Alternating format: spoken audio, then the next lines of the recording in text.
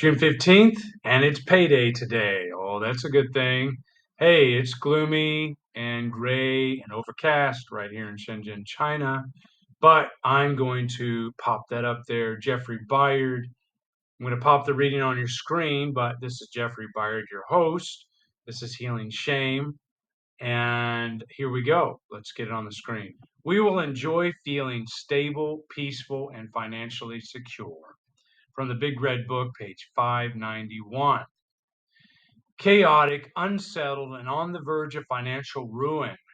For many of us, these were the undercurrents flowing through our families. The river of alcoholism or dysfunction coursed its way through every aspect of our lives, leaving indelible imprints on our makeup.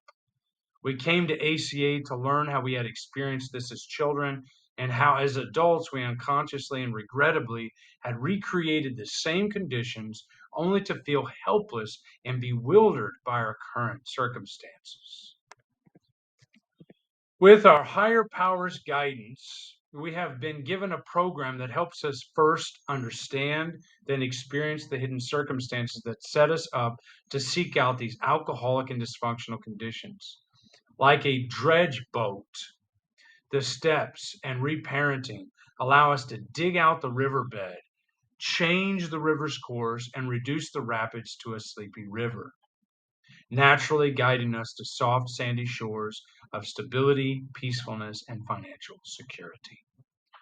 Though there may still be occasional choppy waters, we realize that the program is like a huge unbreakable inner tube that allows us to ride out most of the daily challenges, so long as we are willing to trust, hold on to, and apply the spiritual principles we have learned and practiced. And here's our mantra: on this day, I will allow the full remembrance of my childhood conditions, use the program to reset my course, and enjoy feeling stability, peace, and financial insecurity.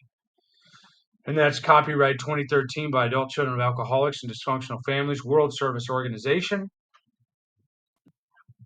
All right. It says in Promise 6, we will enjoy being stable, peaceful, and financially secure. Now, I'm going to say something. I'm just going to speak some absolute truth here. I still feel addicted to the chaos sometimes.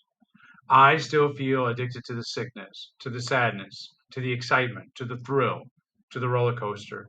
I acknowledge it's not a positive, good thing, but it is a truth.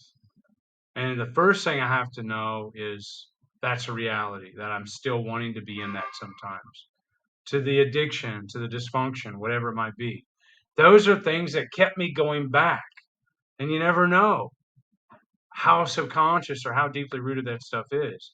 It could also have kept me going back to uh, dysfunctional relationships, or it could have also kept me going back to dysfunctional realities or places, countries, whatever, maybe China.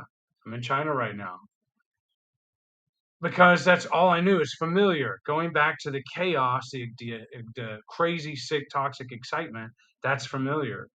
But in Promise 6, it tells me we will enjoy feeling stable, peaceful, and financially secure. I am financially secure now.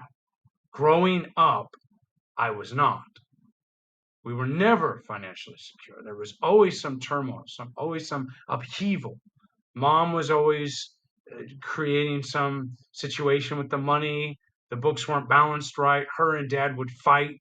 As a matter of fact, because of the financial instability, they squared off, and dad had the shotgun out and was squaring off with mom. All I could think about is, oh, he's going to blow mom. He's going to kill mom, then come kill me and my brothers, and then he's going to blow his brains out because he was over there yelling in front of across the hallway, and I heard that at 8 years old. Oh, you're going to make me do it. I'm going to blow my head off. I mean, it's just sick. But that was financial insecurity, constant. So, of course, I learned that behavior. I learned to be financially insecure. I learned that, keep that in turmoil, keep that uncertain. And I had debt. Mom had debt. Mom had credit card debt. She was always in financial arrears. I wound up taking after that as well and learning that behavior. Um, Stable. My emotions still go up and down. They were going up and down as kids, so that's familiar for me. My emotions go up and down. I'm on an emotional roller coaster, up and down, up and down. And sometimes going back to that is familiar. Peaceful. Sometimes I'm addicted to the sadness. And sometimes I want to be in the sadness, it seems, because that's familiar. I get a hit off of that somehow, of staying in that place. Now, when I'm praying, when I'm meditating, when I'm reaching out, when I'm reading literature, when I'm calm and I'm connecting to the world, I want to be peaceful, stable. I am financially secure now, but I also want to be peaceful and stable. These are learned behaviors, and I cannot enjoy being peaceful and stable or financially secure overnight, because all I know is how to be in turmoil, how to be on an emotional roller coaster, how to be up and down, how to be in upheaval and all the time and in turmoil and in chaos. That's default behavior. That's default thinking for me. And to go down the path of negative thinking, that is so natural. That's like the back of my hand for me. That is just absolutely, it doesn't take any thought for me to be in that place. Second nature. It's second nature to me. And so it's second nature for me to be in the negative thinking. And these are things that I have to be aware of. It's in the awareness. And then it's in reading the literature, doing all the things I'm suggested to do, that I can finally get to a place where I can enjoy being, I can change the course. Look what it's saying here in this reading.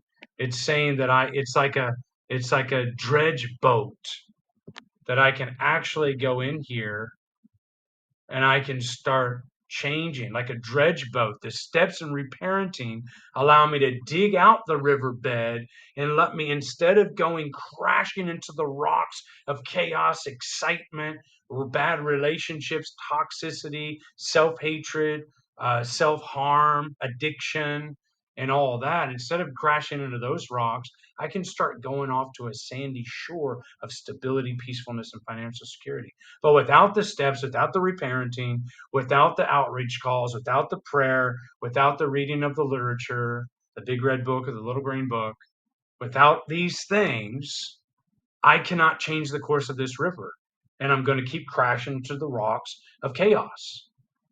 Now, even if I'm able to change the course of the river by using the steps and stuff, there's still going to be choppy waters ahead. And that's called life. So instead of running from the memories of my childhood, I can embrace that. That's called grief. That's embracing my grief. And when I embrace my grief, I allow myself to cry those tears like I did yesterday, actually. And my partner and I talked about some things, and she saw me cry yesterday, and it was very emotional. And I was thinking about the loss and the grief and missing people from who have passed away in my life, and then things I didn't get to say, or stuff that was undone, and loose ends that weren't tied up, and unresolved stuff. So that's the loss. That's the measure of my loss, and I was able to let it out by tears, in the form of tears. So I embrace the loss. I remember the childhood stuff. I don't run. I'm not in denial anymore. And because of all these things together, I'm able to change the course of this river so that I can start landing on something more stable, smoother shores instead of the rocks of uncertainty, chaos, and toxicity. So, anyway, thanks for being here. Good to be here. That's all the time we have. And until next time, all the best.